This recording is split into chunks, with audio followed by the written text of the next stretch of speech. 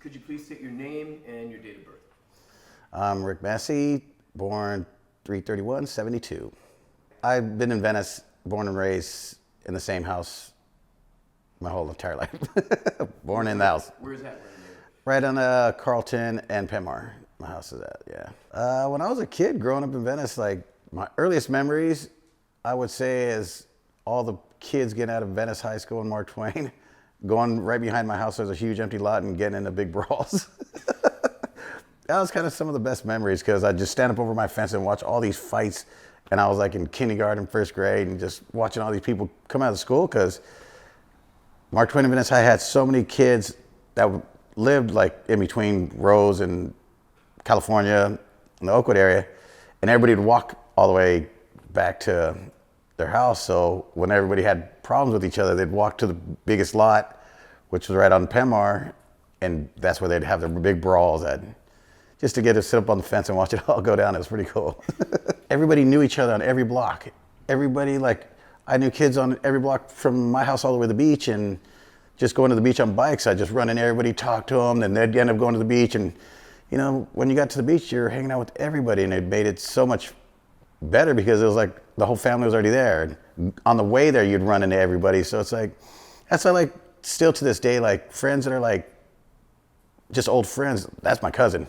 That's family. Like that, we've known each other since birth, you know, and it's, you don't see that no more in Venice. Like, nobody lets their kids out too much, and all the kids are inside playing on their computers and all that. So it's like, back then, every kid was in the empty lots, and everybody was riding their bikes to the beach, and everybody was hanging out on the beach, and you don't have that no more. I guess when I was younger, and like I said, always riding to the beach, everybody was on the beach, swimming, surfing, boogie boarding, and so like Block and Wandy and Bagel and all those guys, everybody, Solo, Sarlo, everybody was on the beach. Everybody surfed. The waves were good, and everybody would be in the water. And I started off boogie boarding, and they're like, I think it was Wandy that told me, he goes, if it's so much fun laying down, getting inside the barrel, how much fun do you think it'd be standing up? And I'm like, wow, that'd be kind of cool, pulling in, like standing up. And I was like, okay, I'm sold. I'm gonna start surfing. And then started surfing, and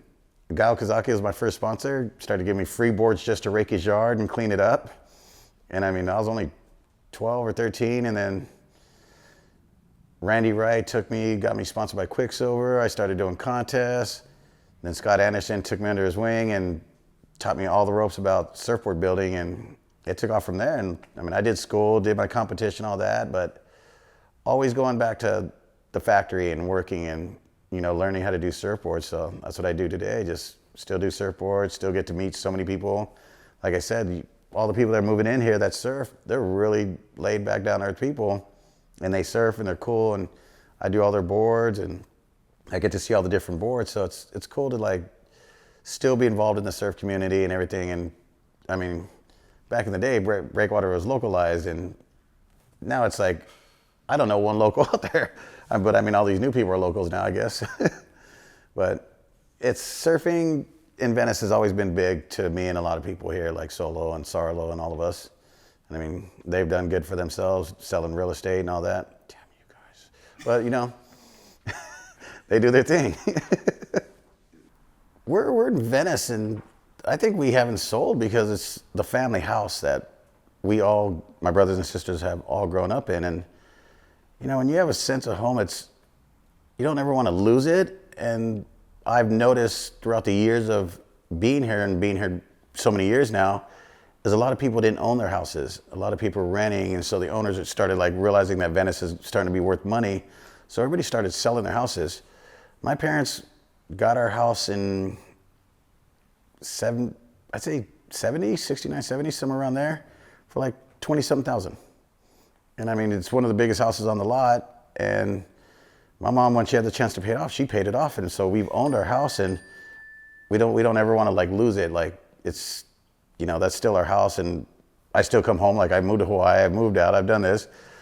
And now that nobody's there, like, I moved back home so I can be next to my mom and have my kids there. And I love living next with my mom, you know. It's like, because I wake up to her and get to eat breakfast with her and talk to her, and I work out of my backyard. So it's like, it's killer to still have your same house and still live there and, you know, still be somewhere you were born, and you're looking at the room still, and it's like nothing changed. It's almost like the house is part of your family. Definitely the house is family. It's like everybody knows, like if you remember when we used to have fights back in the day, everybody would come to my house and would watch the fights or the backyard parties. So many people would be in my backyard, and it's still kind of like that today with the new generation. All the new kids, my nephew's friends and all them, they're like, oh, Rick's having a fight. Let's all go over there. And everybody knows to come back to the house, and that's the house, you know? The thing I just seen changing was like the properties, like everybody was buying everything up. And that's when I started noticing the changes, like people were getting moved out of their houses. Like all the homies that lived in the hood and had like the rentals that didn't own, like them slowly getting moved out because they couldn't afford it and the prices were going up. And I mean, I just saw it throughout the years. I mean, I would say from when I was early 20s, like you could see just people buying up everything, how they bought the lot by my house and they bought this, and then they started developing, and every house started getting bigger and bigger, and then more people couldn't afford to live in that little square radius of where Abbott Kinney had all his workers.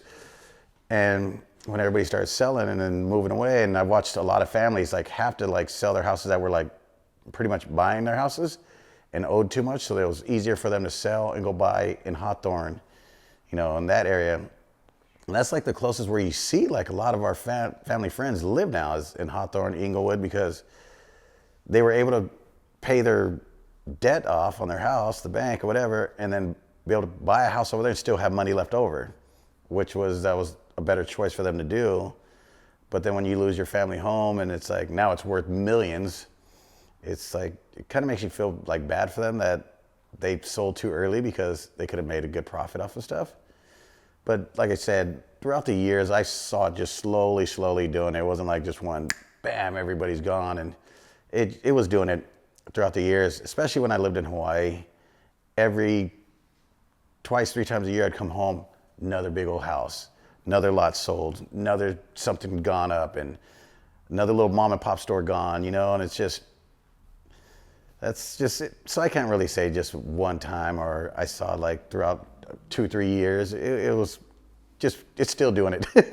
It's still doing it. Well, Venice compared to Santa Monica, Culver City, I think Venice still holds a little bit of the laid back vibe. We still got the boardwalk right here. So we still have our little freak show and people that want to like just still kind of live free, which is kind of like, I don't know, we won't get into that one. But I mean, it still holds something, you know, like I think we still hold a little bit of culture here and everything. Like you still want your artists, like the artists that are really doing good, move here and want to like live in Venice because they're all artsy and stuff. And I like that. Like they're not moving to Culver City to be an artist, you know, they're not moving to Santa Monica. They want to live in Venice and do that. And I think that's kind of cool. And I think just Venice, from what it's always been, it still draws so many people here. That's one thing that you need to know is just still respect the people that are here and that still live here.